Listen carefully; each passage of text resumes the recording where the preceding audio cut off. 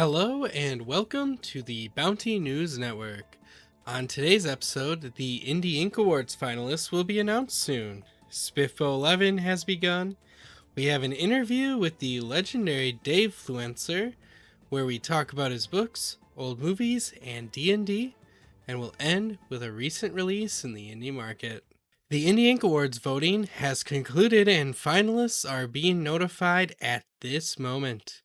Keep an eye out on the IndieInkAwards.com website to see the finalists when they get announced. SBFBO 11, also known as Spiffbo to the cool people, has begun. For those unaware, this is probably one of the bigger indie book competitions out there, where every year 300 indie fantasy books are split among 10 judging teams until a winner can be found and crowned.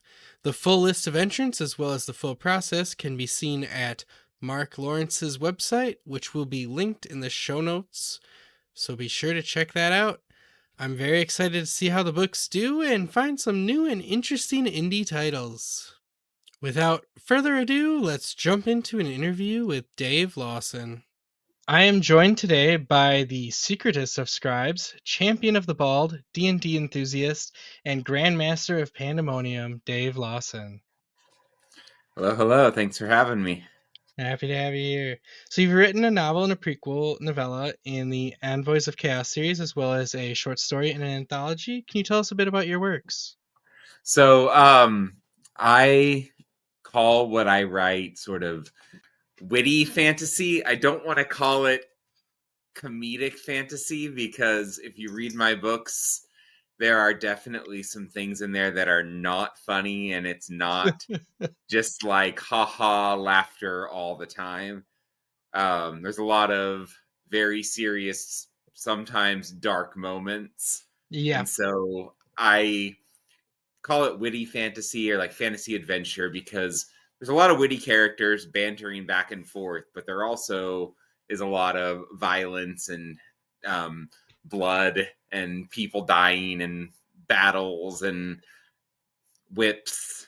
Once I get a lot of comments about the whip scene, and it was a lot of fun to write that one. So I don't know what that tells you about me, but I don't know. There's something about I'm all about happy endings for characters at the end of things, but I Yeah. have to kind of put them through hell a little bit Yeah. to get there. It's really not deserving unless they, almost die 15 times, We're like, experiencing harrowing yeah, trauma. if they're not almost dead at least a few times, then have they even gone on an adventure? Speaking of your characters, and I'm guessing witty is going to come into this and banter, but your stories in Envoys of Chaos fit similar themes to of like a group of characters coming together for a goal of some sort. What do you enjoy most about the group dynamics that you create and write about? So one of the things that I love stories that are about characters interacting with each other. And I feel like sometimes in stories that are too focused on just the plot moving forward, you don't really get enough of the characters interacting. So first and Mhm. foremost, the main thing I wanted to do in my stories was have the characters together interacting in a natural way, like how I feel people would interact in these situations. And I really wanted to focus in on the characters and kind of focus, because people, even when they're friends, they are constantly bickering and fighting and arguing and Yeah. getting upset with them and getting slightly pissed at their friends and be like, well, they're my friend. I'll forgive them, but I'm pissed right now. Or there's that person who's part of our friend group and they're okay, but I don't really like them that much actually. And I'm kind of pissed off at them this entire time, but my friends like them. So I kind of have to Yeah, there's always play that one nice. friend that's constantly trying to kill you Yeah. or And find then the right that one moment to friend kill who you. like has spent the last 16 years like waiting for the moment when they find you so that they can finally kill you or something like that. I mean, who hasn't experienced that? So for me, I just enjoy bringing, especially people who are very different together Mm-hmm. and making them coexist. And it's just a lot of fun to bring all these people together. One of my big influences is like old movies from the 30s and 40s. So screwball comedy is the genre that I really enjoyed. A lot of fast talking, quips back and forth. Usually, in that they would put like aristocrat and poor person, or like guy who's a newspaper guy who's kind of, and then with aristocratic woman, and they can't stand each other for the first like 30%, not enemies to lovers type thing, because they're not like trying to kill each other, they just, Yeah. the other one's the most annoying person they've ever dealt with. And then kind of as they spend time together, they're kind of like, you're not maybe as bad as I thought you were. And that's kind of, I like those sort of relationships where people aren't, it's not over the top like, they met and he killed my entire family, but now we're in love because he looked really, cool in that cape or something like that. Nothing wrong with that. The whole enemies to lovers, like Yeah, very enemies to lovers. I just, for me, I like what I call bickering to lovers that's better. fair. And like with friendships, I feel like people just bicker with their friends so much. Like it's natural for friends to be annoyed with each other. Yeah, And so I play into that. I can definitely see that come across for your books. The characters definitely feel that way, like a realistic group of people coming together that if they had those personalities, how it would conflict and stuff. I thought that was really well done. Thanks. Do you have a movie recommendation from what you were talking about? Just any movie that you can think of? Um, One that I think is really, really good that doesn't really get much credit is called The Libeled Lady, where like the main character is a newspaper man who wrote this story where he like libeled this woman who's from a wealthy family, and so her family is like suing the newspaper, and he kind of tries to, he goes sort of undercover and gets to know her and the family to try to figure out, like try to prove that he was right and the story wasn't false. And but then as he gets to know them, and like he really likes the entire family. And that was one of the classics, which I might be writing a romantic comedy fantasy type story with the same vibe of, is called It Happened One Night, which I will say, right, it's like one of the best movies ever made. It swept the Oscars in 1934. Once again, newspaper man and socialite, and she's run away from her dad, from her family, because she wants to marry some guy her dad disapproves of, and the newspaper guy knows it's her, and he basically tags along with her at first because he's thinking he's going to write a story about it, and then they fall in love and everything as they go, but there's all of these different Hmm. problems along the way. But like screwball comedies, amazing. Have you ever seen Gilmore Girls? I've probably seen an episode or two, but I haven't seen like So the whole series. it's a pretty good show, but the writers of that were very influenced by screwball Okay. comedies. And so if you do watch that, like they have this very quick back and forth dialogue Hmm. throughout. Some of the other popular ones from that, Bringing Up Baby with Cary Grant, his Girl Friday, once again Cary Grant, Philadelphia Story, Cary Grant, Katharine Hepburn, Jimmy Stewart. Like there were certain actors who did a lot of them, because like Hmm. Cary Grant was the master of like very quick, witty dialogue that just like boom, boom, boom, boom, boom, boom, boom, boom, boom, all the way. And I just love that because they're fun. Old movies had to focus on the dialogue and the Yeah. characters and the plot so much more than modern movies, where the big focus is on the visuals and the effects and things Yeah. like that.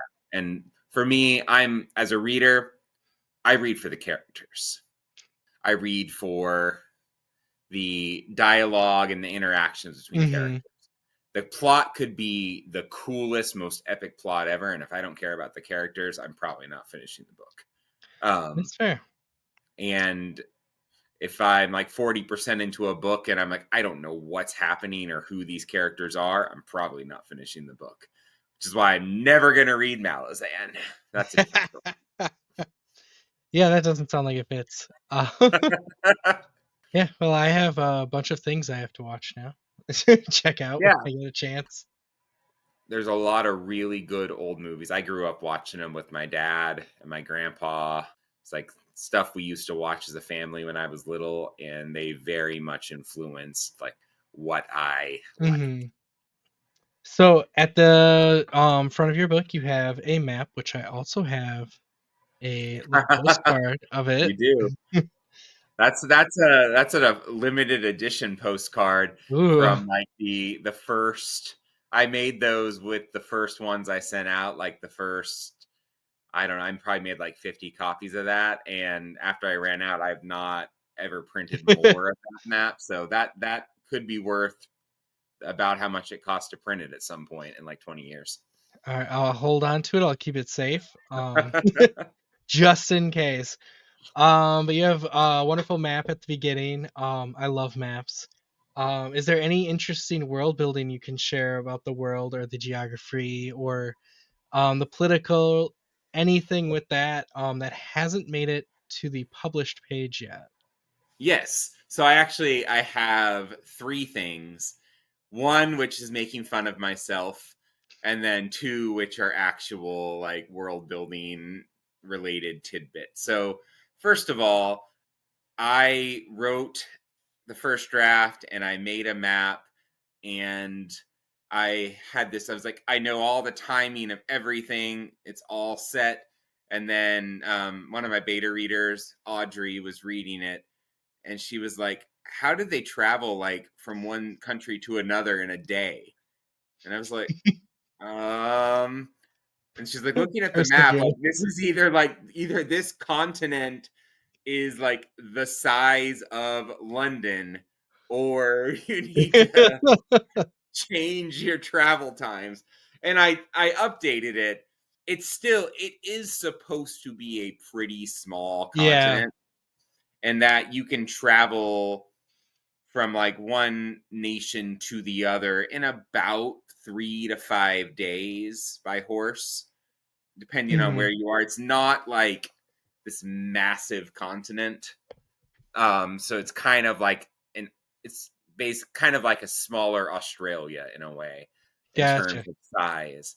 But like I had to go back and try to figure out like, okay, exactly how big is this thing? Because I just like made a map and started writing things, and yeah, they were traveling way too fast around this continent.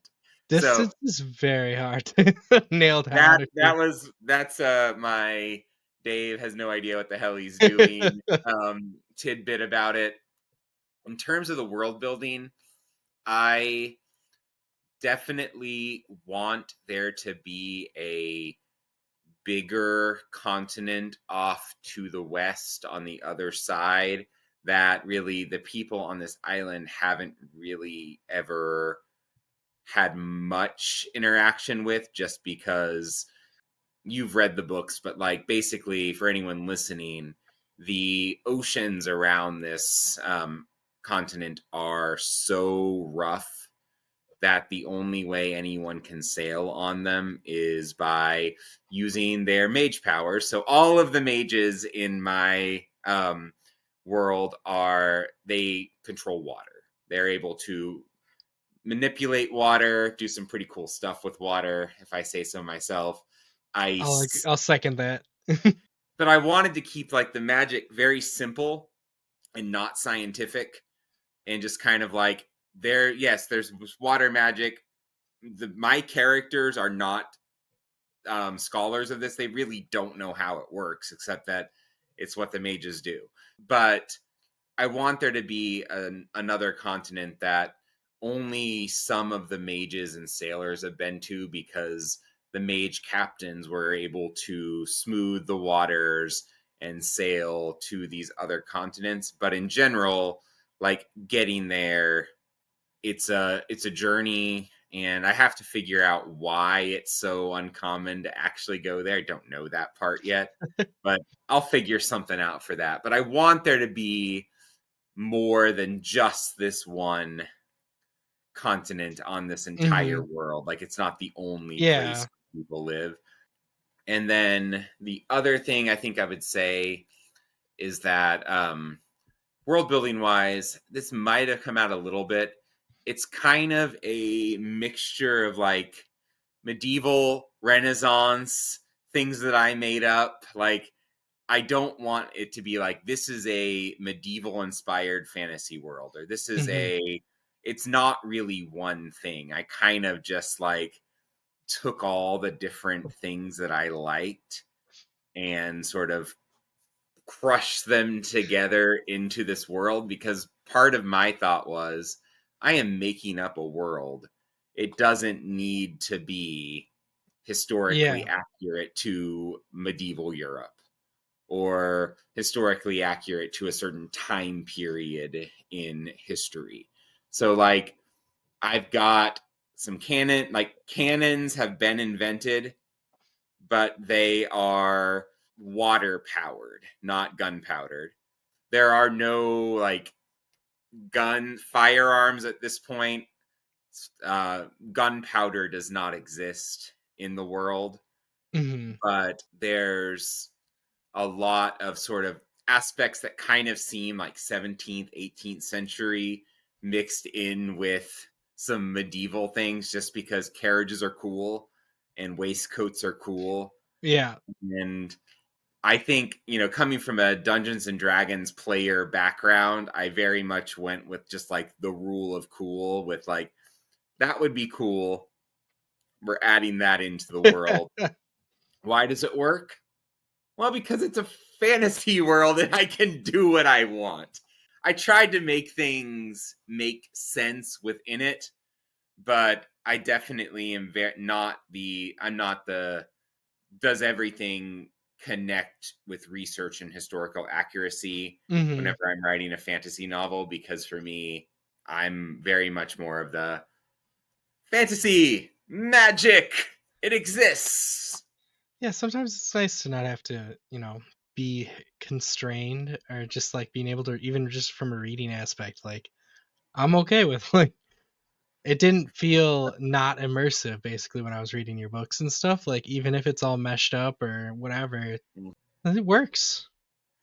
Because um and I know you had Crystal on this show, and like her Yes. book, like Legacy of Brightwash, was so cool because it was like it had this Victorian England aspect to it, but then it also had stuff that was absolutely not Victorian England only. And so Hmm. like it had sort of this mashup of a lot of different things kind of put together into sort of this industrial post-industrial revolution Yeah. world.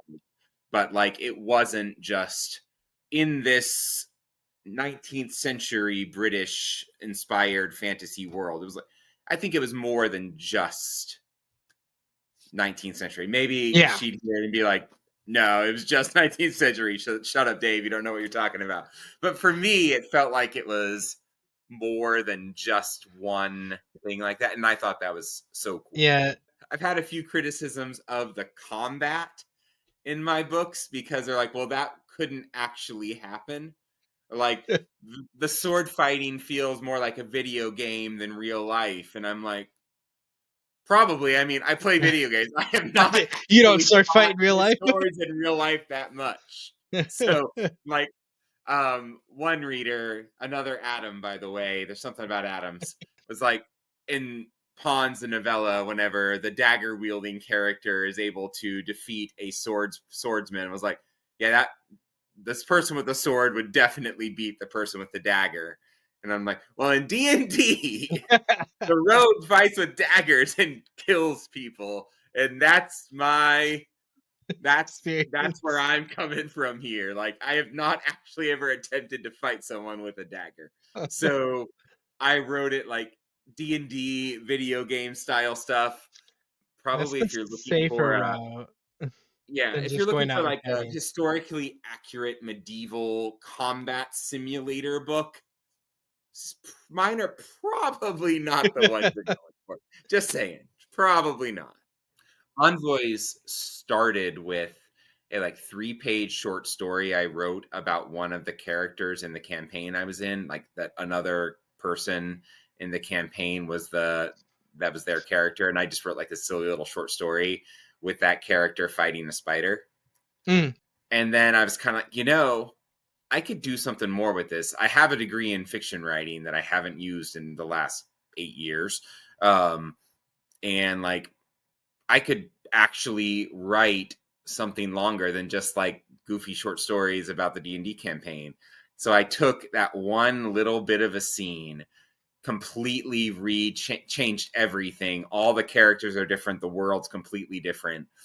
But that one little scene, and then just there's obviously some D&D vibes of like they go to taverns, they meet people along the way, they fight bandits and stuff. And like, I mean, are all of those things perfectly accurate? Oh, but it was fun. Yeah, it's crazy how sometimes it can just balloon from one thing. Like an idea can Yeah. just balloon out of one little thing. I think I wrote the first draft of Envoys in 2 months. Like, Oh jeez. it just like, it's all I did in January and February of January and February of 2024. And like I had written short stories, I'd published some short stories in lit journals. I self-published my master's thesis novella. Like I'd written some things and I kind of knew how a lot of that stuff worked, but I'd never done any kind of like publishing and actually trying to find outside readers to buy and read this book. Mm-hmm. So I wrote it, finished that first draft in January and February, revised all of March, found a few beta readers and sent it out. And the first person who beta read it just like absolutely read 3 chapters and was like, no. The other way for a sec there. And I was just kind of like, oh my God. I had already decided like I was going to publish it in August or something. Like, yeah, I'll put it out in August. And then I was like, oh my God, it's the worst thing ever. I can't. And I was like, I have to push this back. I can't do this. And so, but then all of my other beta readers and early readers were like, this is really good. There's all this really good stuff. Work on this, work on this. And so I felt a lot better. So I took May and June basically to revise everything again. And then I got it edited in like July and did all those fixes, read it through like 2 more times, and my arcs went out in August, which like that was a very quick turnaround. Yeah. It was my first fantasy story I had ever written, and also the like first full-length novel, because I'd written a lot of short stories. Like I went to like my bachelor's and my master's degree are in fiction writing, but it Okay. was all literary fiction short stories because that's what you write in that kind of, and then a novella that was a failed novel like that I wrote, and I kind of lost steam on it. But like I wrote that novel, and there's probably some things in it that if I had taken another year and read over it several more times, some little things that I could have been like, okay, I could, take this little bit out, or I could add more here, or I could make sure Corden doesn't say plan 40 million times in the book, which one side, like after I'd published it, some of my friends, like Bill Adams especially, makes fun of how many times I use the word plan in that book. And I'm just There's like, always a crutch word with every story. yeah, it's just like, there's probably some things that I could have like done a little differently if I'd spent another year or something on it, but I put the book out and I've had a really awesome reception with it. Lots of Well people have read deserved. it, enjoyed it. I'm sure some other people have read it and didn't enjoy it, and that's totally cool too. Like, that's part of the whole thing. Like, it's so hard to get used to the whole like people you don't know are reading this story, and Mm-hmm. some will Yeah. like it, some don't. One thing I would say is that going through the creative writing programs, I got used to people just like trashing stories because there were those people in every class who just trashed things. That was Yeah. their goal. But I think I kind of, my skin was thick, and then it had been so long and I'd never written a fantasy story, and my skin got very thin again, and I was like, I just want people to like this story. And I, after the first few months, now I'm just kind of like, they like it, that's awesome. They don't, they gave it a try. They know who I am, and that's awesome too. Mm-hmm. Just kind of go from there. My big advice for like someone just starting out would be just, you want some people who you know and trust to criticize your work early on. Mm-hmm. It sucks when it's some random person you don't know, but if you only get feedback from your friends who tell you it's so good, it's so good, it's so good, whenever you put it out there and someone who's not your friend reads it and is like, what the hell is this? This isn't that good. It's crushing if you've only gotten that sort of pat Yeah. on the back feedback. And so it really is important to have people read it who maybe aren't your ideal reader, or aren't going to just be like, it's so good, I love it, it's my favorite book. Yeah, I have a couple of friends who will read my stories early that are my cheerleaders, I call them. They read them to tell me it's great and I'm doing great and give me that boost of confidence. But then I have people who will actually like rip it apart and tell me like what's going on because it's nice to have both, like getting cheered on, but you also want like to make it the best it can be. And I would say, I'm going to shout her out because I shout her out in every interview I ever do. Audrey Hopper. She's on all the things as I think like Audrey reads, but she was in my D&D campaign with me. That's how we met before I started writing fantasy novels. Hmm. Before she wasn't in the bookstagram or editing community at all, and like I was just talking with her and one of the other people in the campaign about like what I was writing, and I asked her like if she wanted to be a beta reader, because she had gone to college for a few years in English and had kind of wanted to do something like editing, but then like had kids and never really got around to it. So I sent her my beta draft of Envoys, and like she just so much feedback and all the like, I love this, what is this, like you should fix this, like all of the different types of feedback that you want. And basically I was like, you need to do this. And so she is now, she does a lot of beta reading, developmental editing. Okay. She still like is the person that I would go to first with any of my writing. And I know a lot of the other people in Willow Wraith Press have started going to her as well, because like she's just Hmm. absolutely so like, she's that cheerleader person while also being like, here's A the all, really and good it's not blend. so much like this sucks, get rid of everything, but like, why are you doing this, expand this, what if you did this, here's all this extra here's 6 questions I'm asking about this part, like Hmm. so much stuff that just makes your story so much better, to where like if she hadn't have read Envoys, it would be a totally different book, because some of my favorite parts in that, some of my favorite parts in Pawns came from conversations I had with her. So things like that have just been so awesome, to like connect with people who care just as much about your stories as you do, and like want Yeah. to see them be the best they can be. Let's circle back to your books. There are a ton of political dynamics to your books: allies, betrayals, rivalries. What is the pettiest thing one nationality or culture may dislike about another? Well, I mean, one of the big things, and I think we see it very briefly in Envoys at the beginning, but the Rosenfellians hate the Pyrenees because the Pyrenees eat a lot of fish. And they're just, the Rosenfellians are like, God, they eat so much fish. Like, I'm sure they eat fish in Perron and Rosenfeld as well, but like the Pyrenees, it's a lot more of like a fishing based economy, and it was at one Hmm. time the um, a colony of Rosenfeld that was kind of like their fishing and shipping colony. So they basically are just like, God, those fish eating Pyrenees. Disgusting. Yes, disgusting. Ugh, fish. Speaking of cultures slash nationalities, I heard a rumor that the Win eat babies. Is there any truth to this?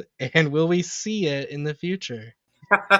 So the Win are one of my favorite parts about the whole series because they're just so I can do whatever I want. Yeah. And the cool thing about them is that they don't eat babies. Um, they're really not that different from any of the other people, except that they are just they kind of, Audrey calls them a cult. Yeah, They I can see sort of that. just like, they have their expectations and what you do, and you don't go against it at all. And if you do, there are absolutely consequences. And one of the things that's kind of been hinted at in the stories, and it's a big part, it's also mentioned in my short story in the Locks and Keys So that anthology. that does tie into It does. So it okay. actually takes place on the Isle of Wind. It's like Okay. it's a cozy adjacent story. The main character is a cook named Kadri, named after Audrey, because she wanted a character named Audrey that fell in love with Tobias. And I said that probably won't happen, but I can. And Audrey has like a culinary degree, so I Gotcha. made Kadri the Wind Cook based on her. But like basically, she gets in trouble for something really cool and fun that she does to someone at the place where she cooks, and she's punished and has to do her penance.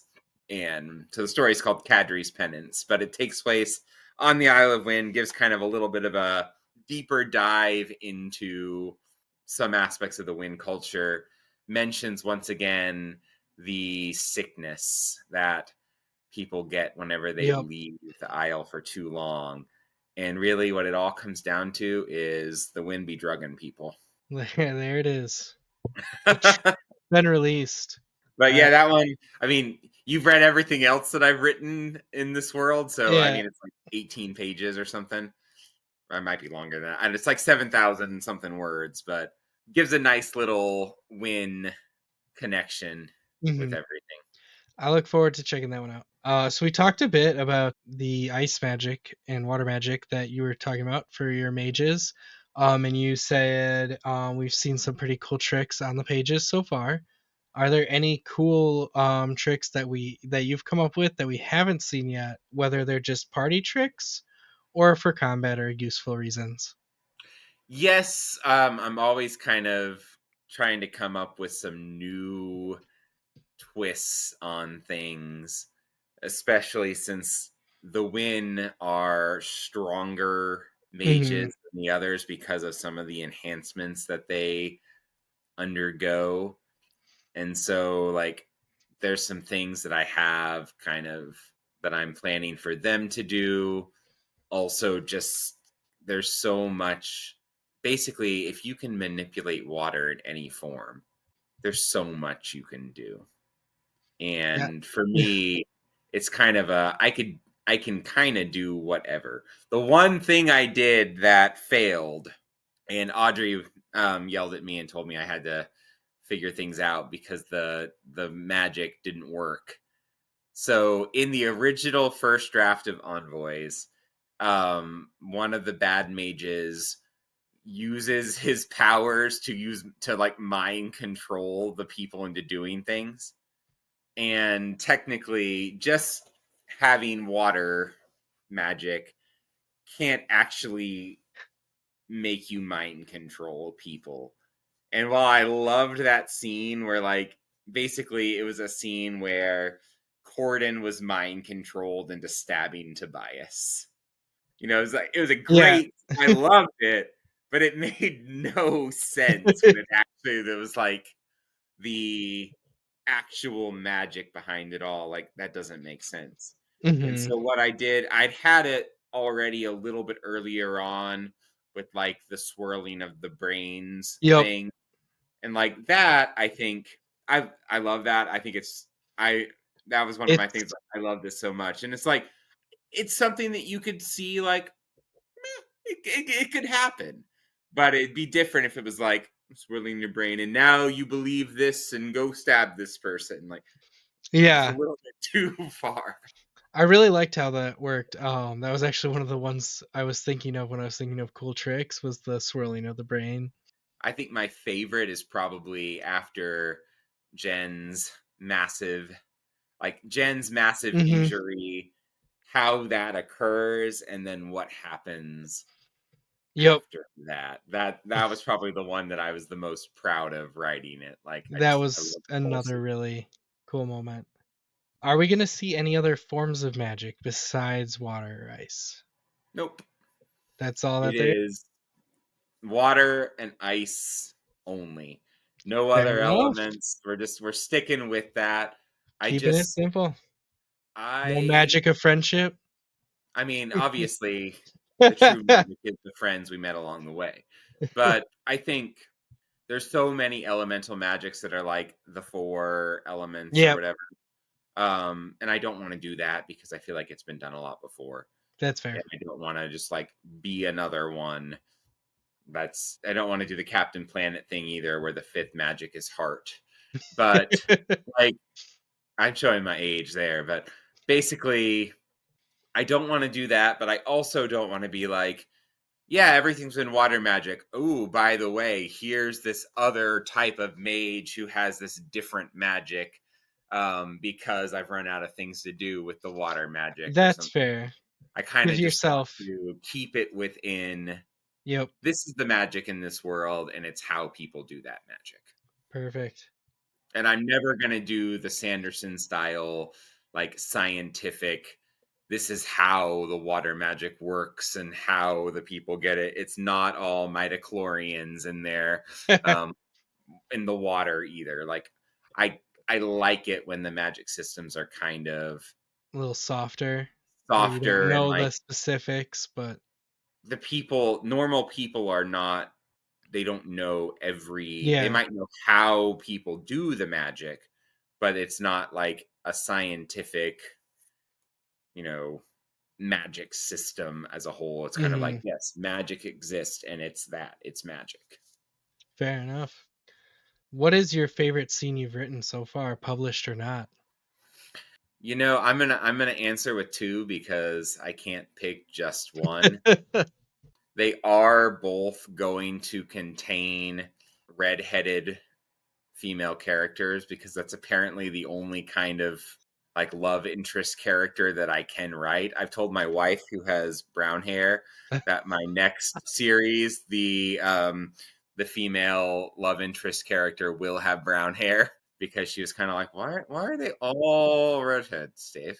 It's like, but I think a scene that I love just because my favorite class to play in D&D is Bard, and I love a lute. Um, in Envoys, there's the early scene where Avelia hits Corden over the head with a lute. This like that to me, it's just fun. Like, sometimes people Hmm. need to get their hit over the head with lutes. Yeah, it's just necessary. It is a necessary thing that needs to happen. And then I'm going to cheat a little bit with the next one because it's more than one scene. But basically, every scene in the Pawns of Havoc where Arabella and Cork are arguing or talking, and Arabella is doing her whole calling him conic and kind of like, just like, Arabella became my favorite character. And like, she's now going to show back up in later books in the series because I need her to be in them because she's my favorite character that I've written at this point now. And so like she has to come back, which is funny because like I just made her up for pawns. And then I was like, okay, yeah, no, I need her. You need to be She needs involved. to come back. She's too cool to just leave and the prequel develop. All right, so you've talked a lot about D&D, and even translating characters to D&D classes. So, we'll go through your main cast of people to see what you believe their or what you plan their class kind of similar D&D class to be. I'm gonna see if I can guess what they were, or at least how I interpreted them to be. So All of right. course we should start with Corden, who I feel like would be a bard. So it's funny because he has a lot of bard vibes, but he's not musical at Yeah, I all. was thinking more of like the poetry side or To where like I think he would leadership be or like yeah. like a poetry style bard, probably with some rogue elements, though he's Mhm. not any good at combat. But I kind of think of him as sort of like a bard rogue multi-class. But there's something to be said about playing as a character who cannot fight. Like it's a lot of fun sometimes to have like, I'm playing as this character who is not a fighter and is not actually very Yeah. good at combat, but like they use their charisma or their wits. And that's always when I play D&D, my favorite thing to do is try to charisma my way out of everything. So like I obviously had to have a character do that. Yeah. And then Jen, I've got to say fighter probably. So it's interesting because like the character that I wrote this little 3-page story about that kind of sorta became Jen in a way was a barbarian, but Jen's not really a barbarian. Yeah, I I think didn't really see her as one. yeah. She's definitely a fighter. You could say paladin kind of because she's very like loyal to her Mhm. friends and the people she cares about, but I think fighter is probably the class that fits her the best. You're 2 for 2 so far. All right. Tobias, I went sorcerer. Yeah, that's one of those. I'm trying to even remember what wizards. Like, I've never played a wizard. I played a So sword. yeah, wizards are kind of like they learn their magic through like which is schools, yes, but it's you don't have to be innate, it seems like. Whereas I went with sorcerer because I'm like it felt like sorcerer is you innately know the magic and then you can like learn to get better at it, Yeah, I which think kind of that's seems to fit. definitely more the vibe. And like book 2, as I'm writing right now, like a lot of it's taking place at the academy, which I enjoy that it's called the academy because like while there is a place of learning, it's also just kind of like the governmental capital of the city. Hmm. But like it's an academy story, but there's really not that much like academy stuff happening. But yeah, definitely I like I said, I've never played a wizard, so I don't actually know that much about them, but Tobias sorcerer, that works. Maybe Perfect. also a little bit of a warlock just because he's kind of a prick. And I feel like, warlock. Uh, that's fair.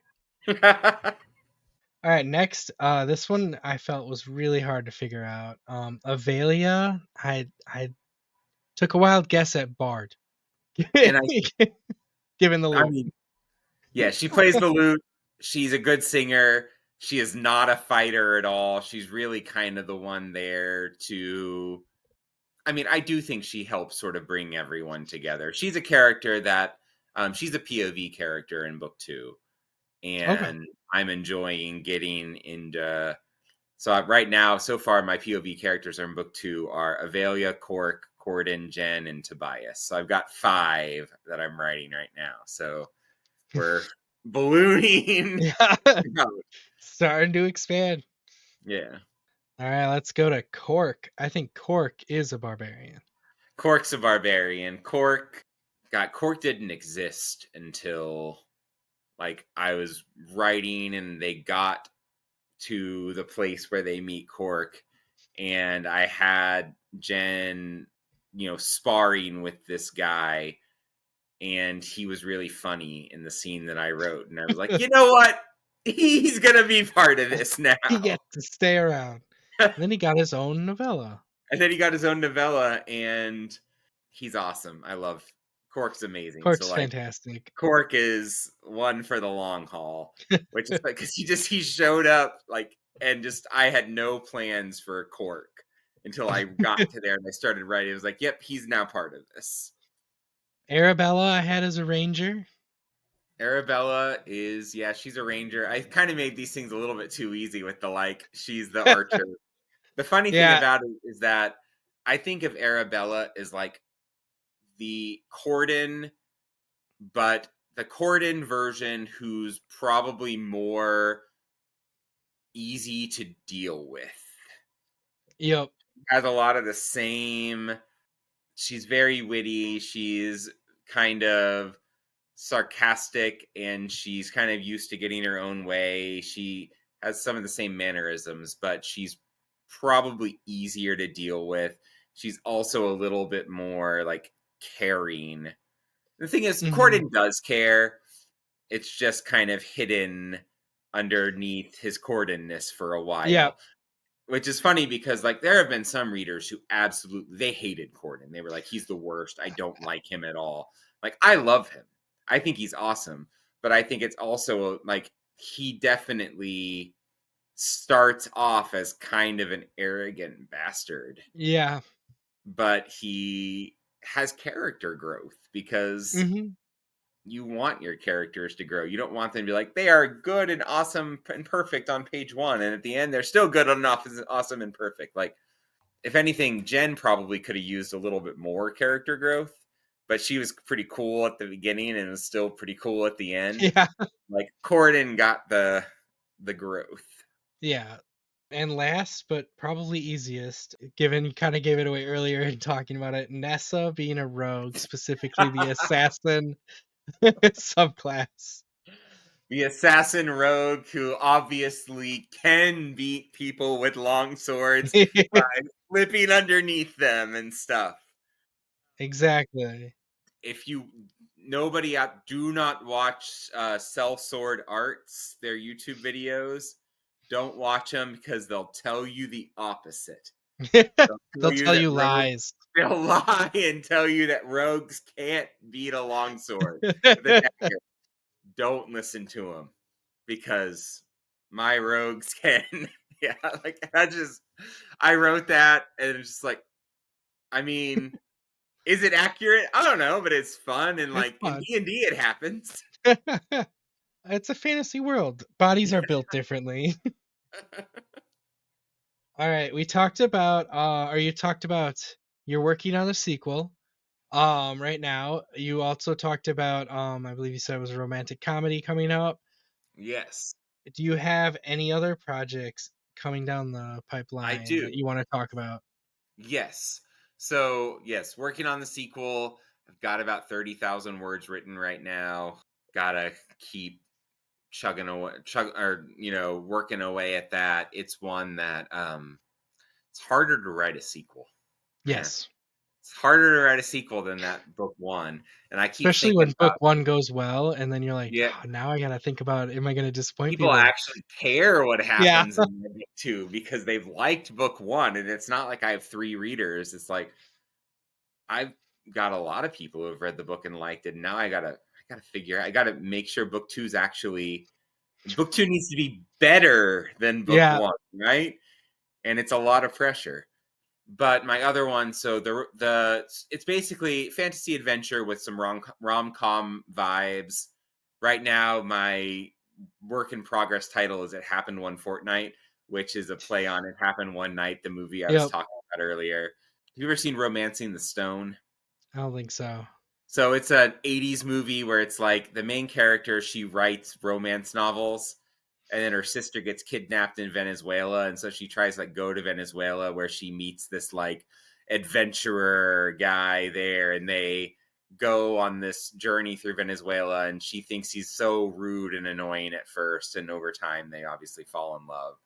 And so like I that kind of vibe, but basically like the main girl there, she works in a tea shop and she's just kind of living her normal life. She witnesses some things that she shouldn't witness and basically has to go on the run, but she doesn't want to go on the run. She'd like to stay where she is, thank you.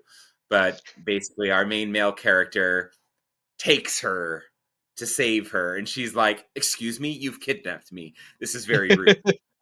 She has the same attitude as my wife. So, like, basically, this is my project where, like, the main character is a brunette.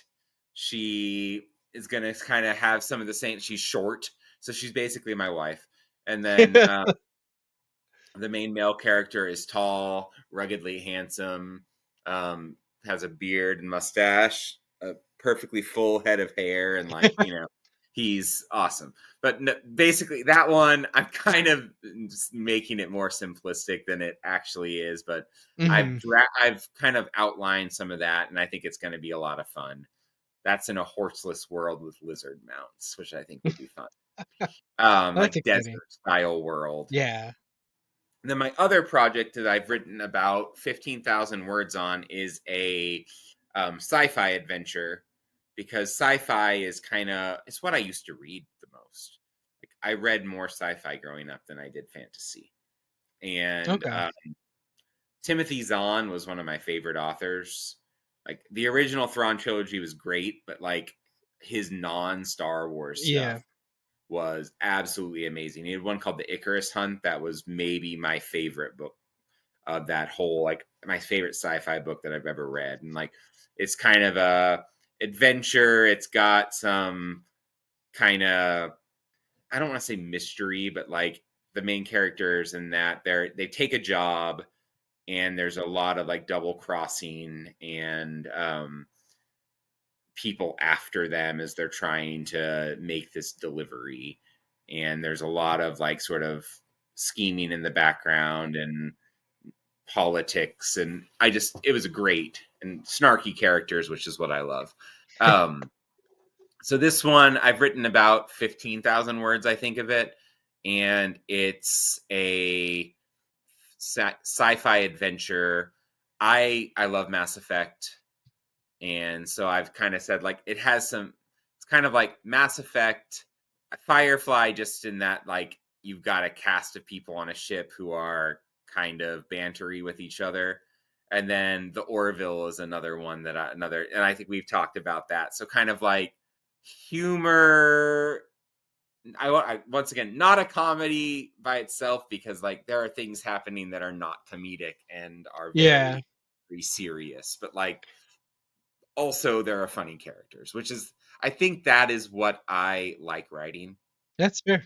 I find it really like I struggle to read just comedy, Yeah. like over the top spoofs, or even like, I mean, Terry Pratchett's hard for me, where it's like, the point of the book is that it is supposed to be a comedic story. Mhm. And I kind of struggle to stay focused and stay like moving forward with it. I need the darker moments and the like Yeah.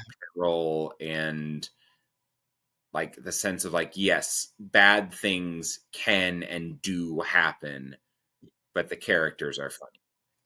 Yes, but using comedy as like a spice rather than the main dish kind of a thing where Mhm. I can see that working. Yeah, that's I feel the same way with like having it kind of blend more, kind of really makes it pop better and kind of makes everything work better. And I think that like probably the first few chapters of Envoys are more comedic than as the story goes Yeah. on. But also, I kind of like at the beginning, things aren't as bad. Mhm. So like it was a little bit more comedic because the situation wasn't quite as bad. Yeah. And maybe as I continued writing, my tone shifted, and that'd be one of those things that, like, if I had gone back, I could have, like, tried to make the, beginning feel, because, like, I think there are some people who probably read the first few chapters and, like, think it's a comedy. Yeah. I That's would not fair. classify it as a comedy, but I could see people reading the first few chapters and kind of, like, assuming, okay, it's going to be a goofy comedy. Mhm. And then they get to the whip scene. But, like, for me, I like books that are kind of dramedy, or, where it's Mhm. like funny stuff, not funny stuff. And, like, The Lies of Locke Lamora is a book that it blew my mind when I read it, because it is one of the funniest books I've ever read. And it also has moments that you're just like, oh my God, I can't believe that just happened. I don't Yeah. even know process that emotionally. Yeah. That book was fantastic. All right, so you were part of two different writing conglomerations, mentioned a little bit before. You're in the Secret Scribes and Willow Wraith Press. Would you like to talk about them a little bit? Sure. So, way back before I published Envoys, I kind of was I joined the indie scene. I hadn't really been in it for super long. Like, I still haven't been in it for super long. Honestly, it's been less than 2 years since I, like, started my whole writer accounts and everything. And basically, I started writing Envoys in January of 2024. I probably started all my social medias in March of 2024. It's like, it's been less than 2 years. Hmm. And for me, I wanted to meet people and get to know people, because I feel like the way that something like this works is if you meet people, get to know people, make friends, and, like, Absolutely. from a marketing standpoint, because I actually think marketing is fun. Also, if you're just posting the same graphic of, like, buy my book, buy my book, buy my book all the time, people probably aren't going to buy your book, or they're going to be like, oh my God, I've Yeah, seen it 40 times. It's like, I like to have fun with it, but I also like to connect with people. And kind of just, like, I would rather make friends than just, like, if I could pick between, like, make a friend and get to know someone really well, or they buy my book, I'd probably pick both. But of the two, make a friend is definitely so much better long term. hmm, Like, if you make a friend, at some point they might buy your book. But it's like, that my goal is to try to connect with people and not just yeah, be like, book, book, book, buy book, buy book, buy book. But, like, hi, I'm pretty cool and funny. We should be friends. And also, you could buy my book at some point, and that would be awesome. pretty much why I started this podcast was Yeah. get to know people, share their stuff, and promote their stuff and connect with people. Yeah. And promoting other people's stuff, and, like, having a group of people who can promote each other's stuff. This is my very long answer to say, like, basically, so there was a group, and I knew some of the people from that, called the Break-ins, that they were all, like, Yep.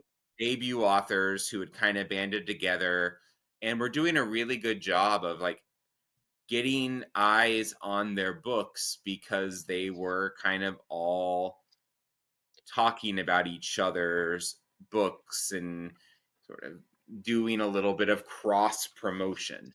And I liked that idea, and I thought, like, that's the kind of thing that I feel like would help a lot of people who are, just getting started in the publishing scene and don't know 30 million people, and trying to figure out what's going on, to have, like, a group. And so I put a message on Twitter saying, like, hey, you know, I who would be I'd love to, like, start a small, like, collective. And a few people reached out to me, just, like, from that message. There were a few people I reached out to that I kind of had interacted with as well, like Bill Adams and Greg Terrell.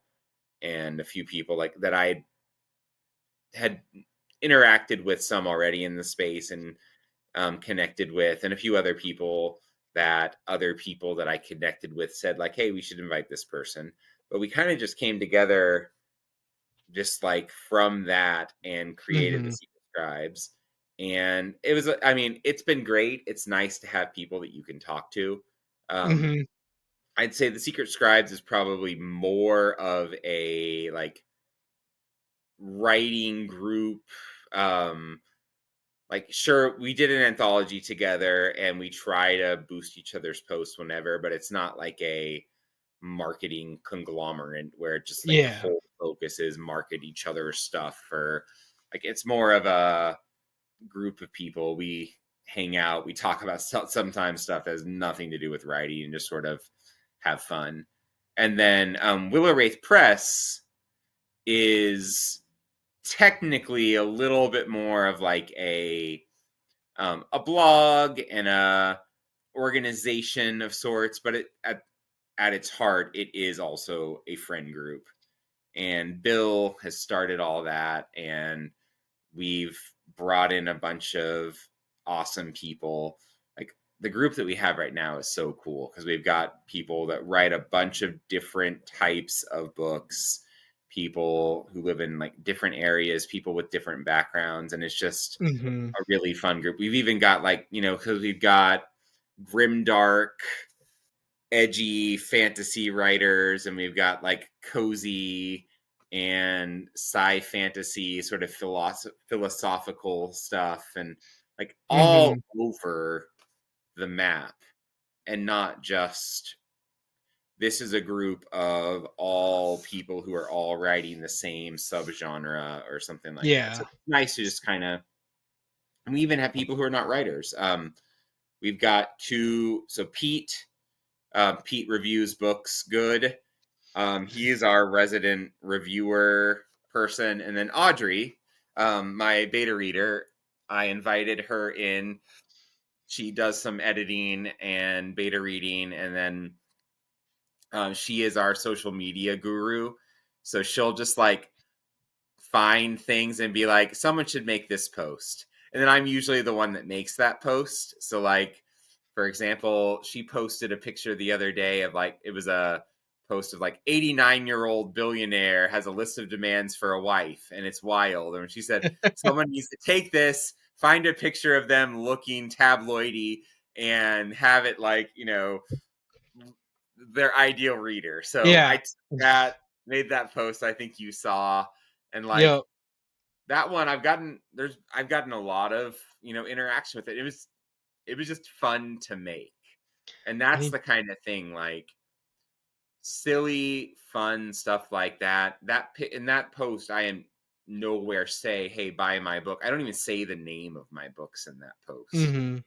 And like those are the ones that I feel like it's not even about like, I don't think I've sold a book from that post, which is cool because I think several people have written on it something like, this post made me want to read your books. And that's better than like looking on Yeah. Amazon and seeing like, oh, I sold a book. I have no idea what it's from or who bought it or, whatever. But it's like when people are saying things like, I love this. This made me want to read your books. Like that's a lot cooler than Yeah.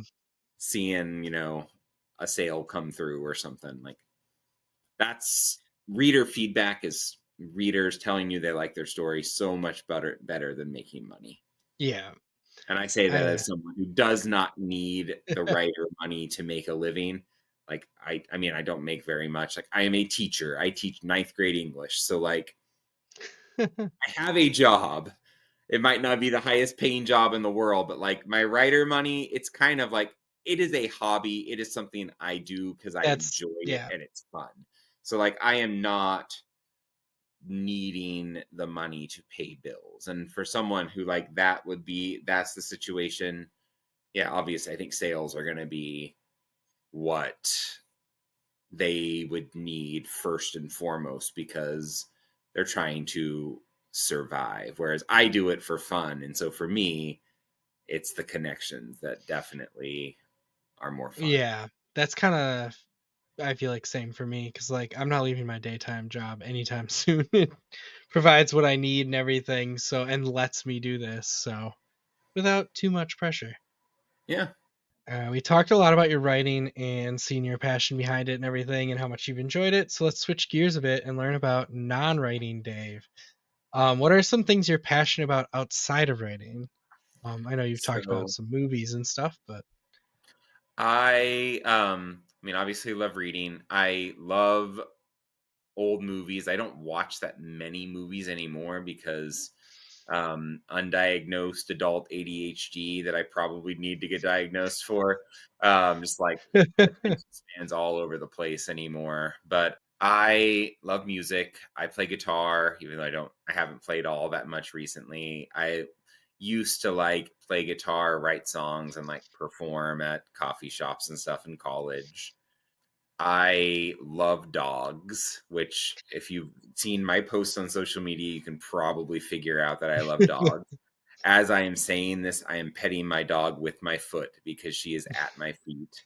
Um, but I think in general, I enjoy watching sports.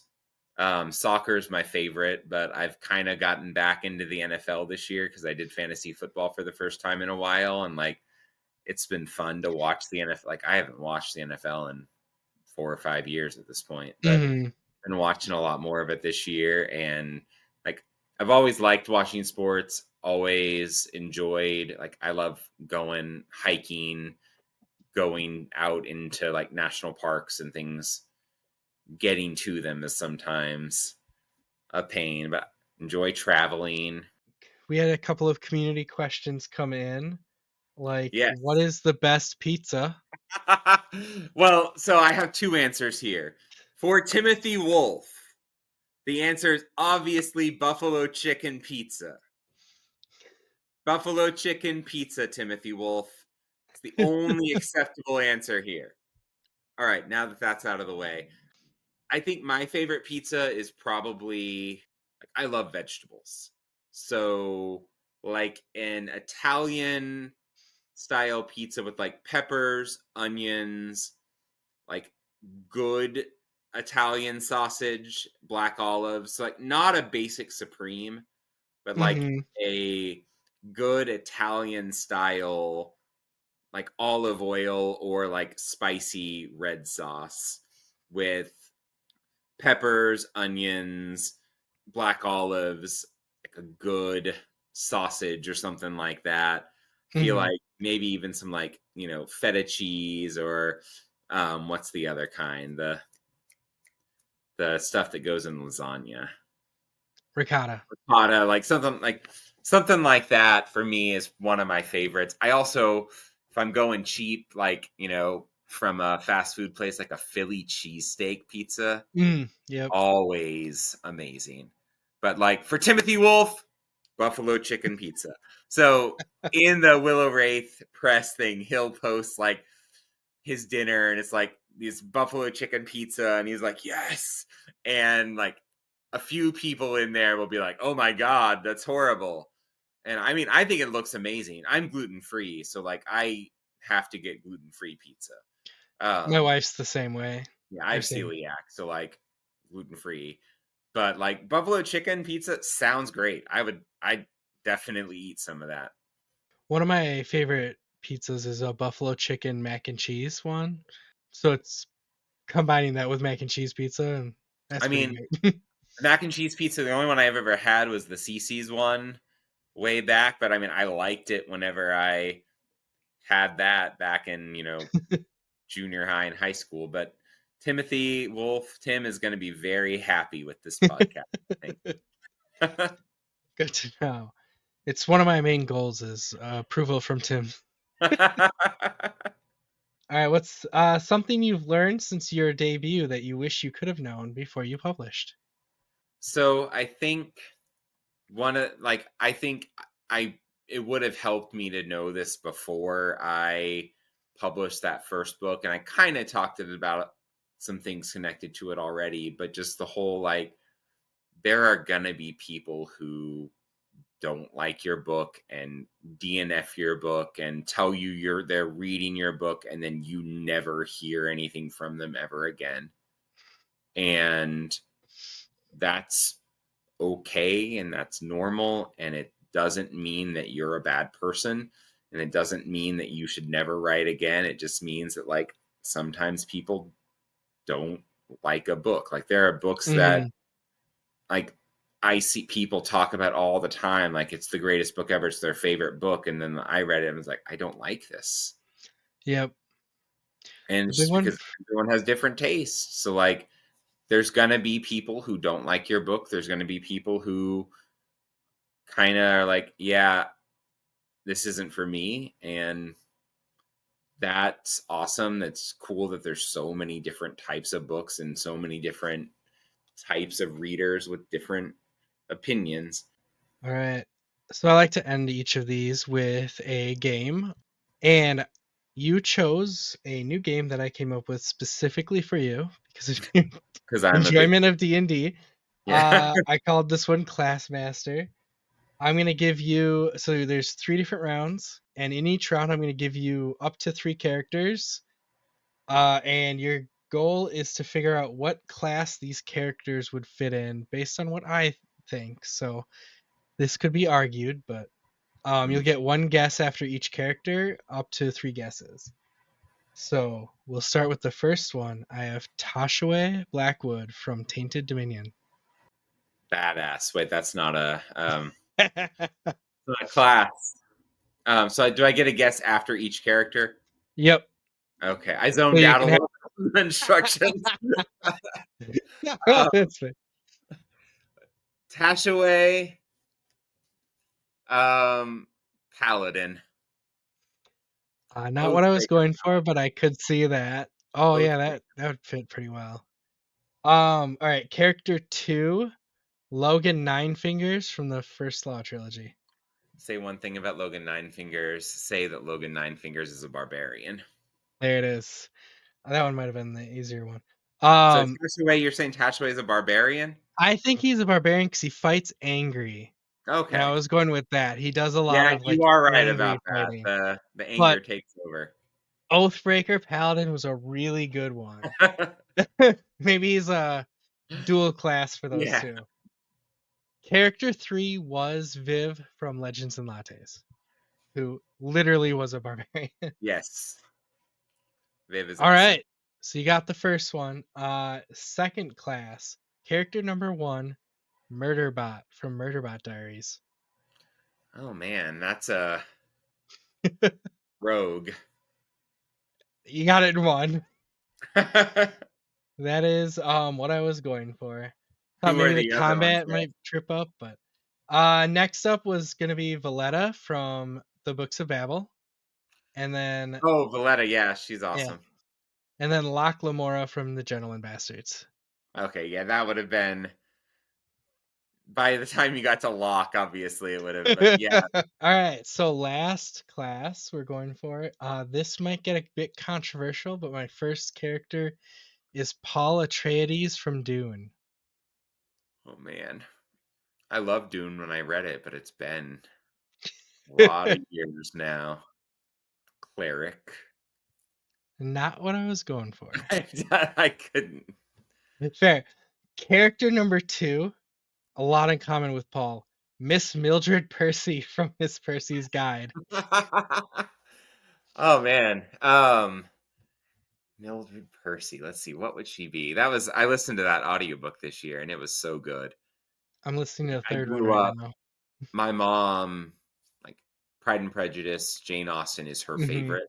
Like, growing up, we watched all the Jane Austen different movie versions. We watched the 1995 Pride and Prejudice, like, every year. We watched that whole mini series, and, like, I've read all the books, and, like, Miss Percy just, like, hit that spot, and I Yeah. immediately told my mom, like, "Mom, you need to read these."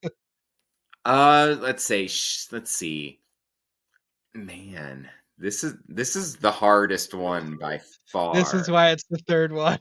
We're gonna say wizard, just for the, like, arcane knowledge side of things. Not what I was going for. Let's go with character number 3, your last shot. Fitting right in with the other two, Geralt of Rivia from The Witcher.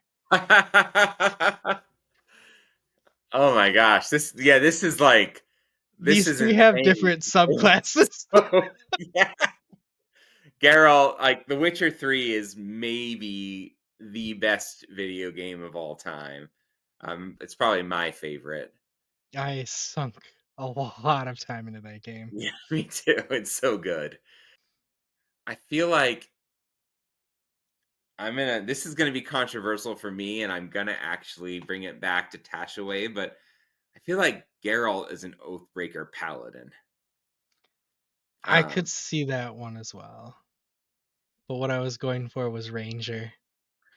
I went from them all having like a nature based, like okay. Paul uses the world of Arrakis to his advantage and takes over, like controls the sandworms and stuff. Miss Percy like learning about the creatures and everything, and then Geralt being a monster hunter. I think like I played like the character I have played the most in D&D was a Centaur Ranger, and he was an archer, and he was like he knew that, but my main focus with him was he got drunk a lot and hit on everything that moved. So he wasn't really like very rangery, but it was fun. And also he just thought he was the greatest thing ever. But he was a great archer. So like your ranger definitely, like I can see all of those now. I think the one that is the hardest would be the Geralt rangerness, because I feel like I really like the idea. I think of him as like he's an he's a paladin for the order of, the Witchers. That's fair. I Mhm. can definitely see that one. I'll admit I needed a third one for that one, and I was googling like which characters are rangers, and a lot of people were saying ranger for Geralt. So I'm like, I can see it. Okay, well, that one, Paul, like I said, Dune has just been a long time since I've read those books. I That's liked it when fair. I read, but he rides the sandworms. All right. I also like to have all guests give a creative shout out if they'd like. Is there anyone you'd like to shout out at the end of this podcast? Yes. So I've already shouted out Audrey a bunch because she is the greatest. Go Audrey. I would also like to shout out indie author that I read her first book this year, and it was awesome. Like my indie book of the year, just like I want to read more books in this series, and so I'm going to shout her out because I think she only has like 20 something ratings on Goodreads right now, and more people need to read this book. So she is Audrey DeBoer. Um, Something about Audrey's. I just shout out Audrey's all the time. Audrey reads, Audrey DeBoer. It's the cult of the Audrey. But her book Vespilio, it's like Robin Hood vibes, very like low magic medieval fantasy, and just political scheming and a good romance subplot. Like it was great book. It's on audio as well, so like people should Oh, definitely check it perfect. out. But like that was one I really enjoyed. That one, it was a great listen this year, and it was her debut, and just so more people need to read that. And then because I always say I'm going to pick two instead of one, I am going to shout out one more person because, like I tell my students, I can do what I want. So the second person I want to shout out, GJ Terrell, Greg Terrell, as like someone who, oh my God, he writes faster than just about, he's published more books and like written more books in a year than like I have overall. But I was gonna say I thought I saw he I feel like I just saw his debut not that long ago being released, and all of a sudden I'm like, he's got Bill's a talking about his trilogy. third He's one. got I'm like, 3 what? more novels coming out soon. It's just like, Jesus. But he writes like crazy, and he's also a really, really good like line by line beta and alpha reader who like he sees some of those little line things to Mm-hmm. where like I was impressed whenever he beta read some of Pawns and like just the things that he noticed. So like great writer, writes so many more books than I do. So someone people should definitely check out and also just like got a really good eye for sentences. All right, awesome. Thank you so much for joining me today. It was a blast having you on. Can you tell us where to find you if people are interested in your books and writing? So you can find me at D Lawson Author on all of the social media platforms, Instagram, Twitter, even though it's kind of a wasteland, Blue Sky, TikTok, even though it's kind of a wasteland, um, Threads, even though it's kind of a wasteland. But So like all social media this basically, day and age. Instagram is my Instagram, and like Blue Sky. I don't get that much like overall engagement, but I like some of the people there. So like, but Instagram is the king of my social medias. Like, so my Instagram, my website is davelawsonauthor.com. I apparently didn't do the D Lawson author there, like everywhere else. Branding fail on my part. Find my books on Amazon. You can buy signed copies from me where I make more money, which is always cool. I have audiobooks for both of my books. So like if you're an audio listener like I am, because I can't focus on physical books a lot of times, check those out. But I'll even if second the you're like, audiobooks. They were very well done. thank you. Even if you're listening and you're like, meh, fantasy is kind of meh, or meh, or I've already read those books. Reading's amazing. Read books, please. Probably if you're listening to this, you do read books, but like indie books are so cool. And if you do read indie books, send the author a message and just be like, you don't have to be like, this book changed my life and is the best book ever. You don't need to lie if it isn't that, but like, tell them something that you enjoyed. Tell them a character you like. Tell them like, this was such a cool scene. I appreciate what you've done. Just like a little thing like that goes a long way. So thank you to all the readers out there. And, we'll keep writing books or something like that. All right, thanks again for coming on, and thanks everyone for listening or watching. See you next time. All right. Looking for a new read? Here are some recent indie releases for the month of January. Well, actually, it was just the one, but I'm going to shout it out anyway. Liana and the Hobbit by Valinora Troy. A grieving girl befriends a magical creature with a secret task.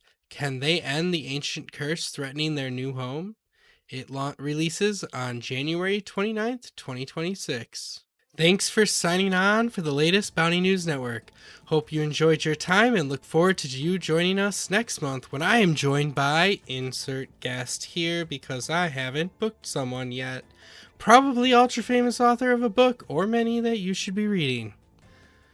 If you've enjoyed this podcast and would like to support it, you can do so by joining my Patreon, where episodes drop early, not to mention the many other rewards offered, such as a monthly serial set in Bounty Inc. universe, sneak peeks at my works in progress, extra scenes added to currently released books and series, and pictures of my pooch. You can find it at patreon.com/AdamHolcomb. If subscribing isn't your jam, you can always buy my books. Both the Chronicles of Gam series and Bounty Inc. are available on Kindle Unlimited or purchasable as ebooks from Amazon. Physical copies can be purchased as a signed bundle straight from my website or wherever books are sold. Be sure to check out BountyInc.com for the latest news on this podcast and my other endeavors. Until next time, happy hunting.